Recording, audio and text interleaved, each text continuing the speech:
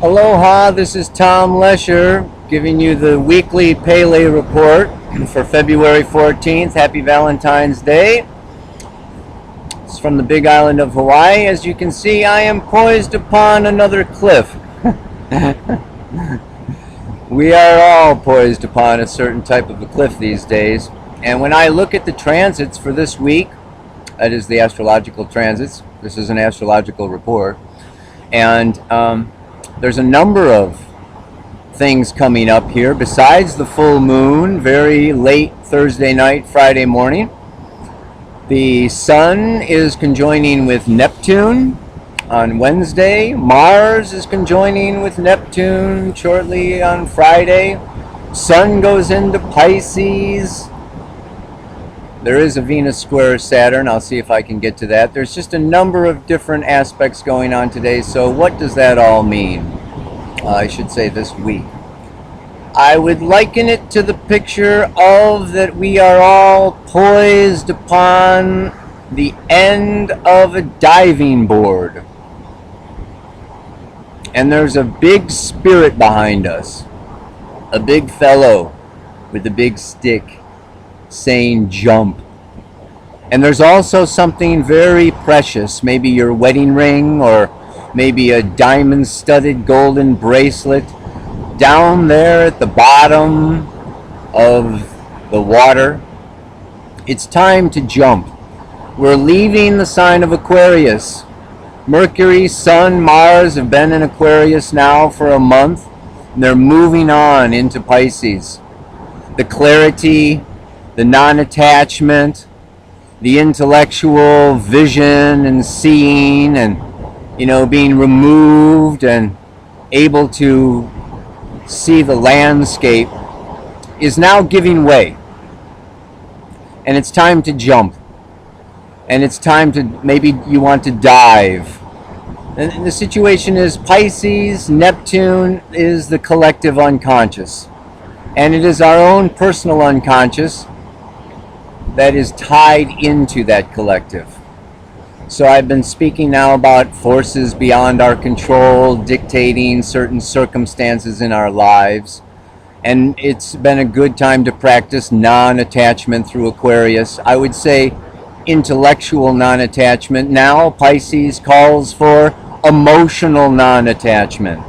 It's a movement into chaos, a position of surrender.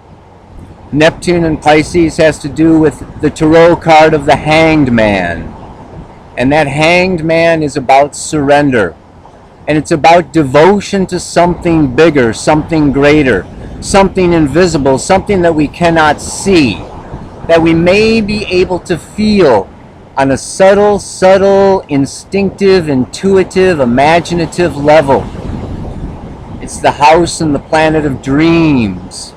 Sign, I should say. Yeah?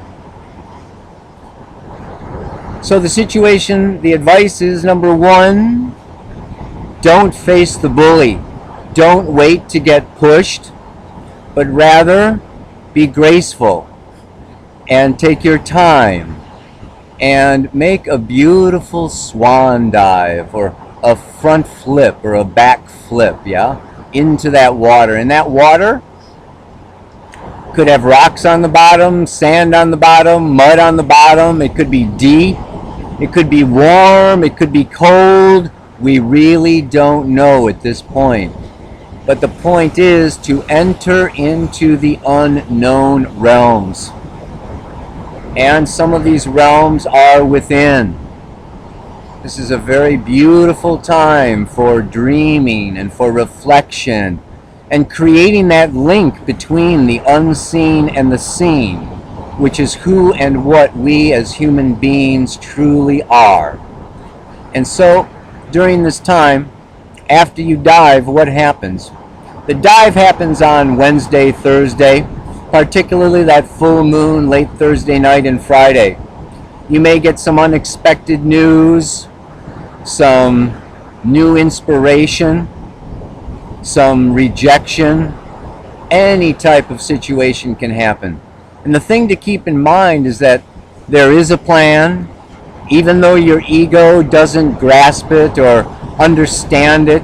You are where you are because it's the right place for you to be at that time, and there's something going to emerge out of this, particularly in April, when when the sun goes into Aries and Mars and Mercury, and there's actually I have a whole written report on March, April, and May on my website, where I'm going to be going much deeper into the transits that are coming in April.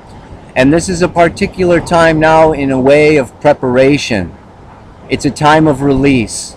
It's a time of letting go. And it's a time of moving into a heart space of conscious love, acceptance, and allowing. So what do? The advice I would say from the stars is, once you hit that water, start swimming. You know, Aries is the muscles. It's time to move. It's time to trust. This is a time, and it's the challenge, when you can't figure it out, when your strategy doesn't come through for you, and you try to manipulate the situation.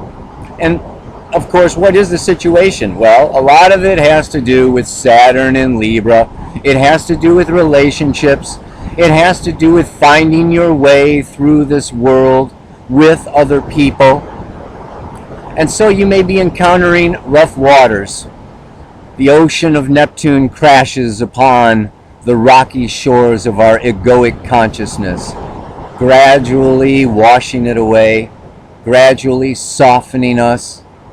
And as we become softer, and as we smile and accept our situation, then we are able to tap into the ever more sublime, the ever more surreal.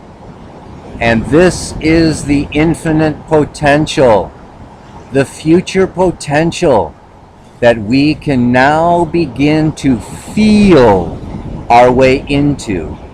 I'm not saying that we see it and we don't know it. It's time to get really sensitive and to not fear that vulnerability, but to open ourselves unconditionally to what Spirit has to speak. So when we enter these realms of chaos, say that water is very murky for you, you haven't really tapped into your unconscious in a long time. Maybe you're a fire sign or an air sign. You know, you may be very much more familiar with these waters, yeah? Cancer, Scorpio, Pisces, these types of energies in your chart really point to the feeling condition and people that are more comfortable in that realm. In which case, this can be just a hell of a vacation for them. They can just jump right in there and go, yeah, I feel like a fish. I feel like a fish that has come home to the water. In so many ways, this can be a very ecstatic experience of bliss if we don't try to dominate it. Don't try to impress our needs and our will and our outcome attachments and, you know, try to really fathom it all.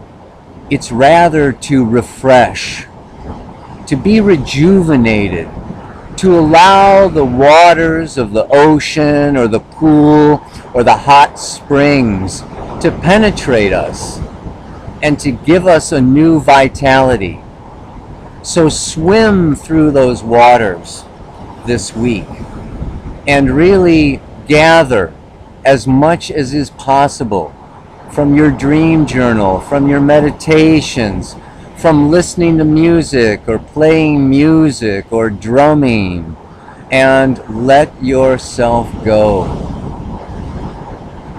In order to do that, I would say to step out of the ego, to step out of that desire to control, is to listen, but not only listen, it is to trust. And Pisces is the sign of trust and faith. And we look at this faith and this trust, and it leads us to Sagittarius, of course. The ruler of Sagittarius is Jupiter. Jupiter has just moved into Aries. So what do we trust? Well, we trust our instinct, our body, the messages that we're receiving from our gut and from our heart, and not so much our conditioning or our programming. And we also listen to our partners. We listen to Saturn in Libra. We want to balance out that Jupiter in Aries. There are messages coming to us. The collective unconscious is speaking to us through our partners and our relationships and those who know us. And so you want to take in what others are saying. Weigh it. Feel it down into your heart and into your gut. You will feel the truth. This is the time to feel the truth. And, you know, if you're not feeling the truth, if you can't sense it, sit still. Pisces, Neptune, Sun is meditation. It's time alone. It's time to be still and quiet yourself. The other last point I would like to make, I suppose, is that it also then has to do with trusting yourself. Yeah, that Jupiter in Aries is the self. And as we put our needs and our intentions for enlightenment, our intentions to open our hearts, our intentions to really be all that we can be, you put that intention out there, and then you trust that Spirit responds to that intention, and that all the events and the people in your life and the dreams that you're given are in response to that intention. And then you relax and you enjoy. And so with that, something just popped up on my screen. Oh, got it. I can't even turn this thing off right now. I think I would like to give you just a little view of where I am. I'm poised on this cliff, but it's so dramatic. I'm going to try to turn it around and give you a full shot of this island paradise. Yeah, it's coming around here. And there's so much on the screen, I can't even see what I'm showing you. Anyway, I am showing you the ocean of oneness and unity, out of which all life on this planet has emerged. And with that, I wish you a wonderful week. Aloha.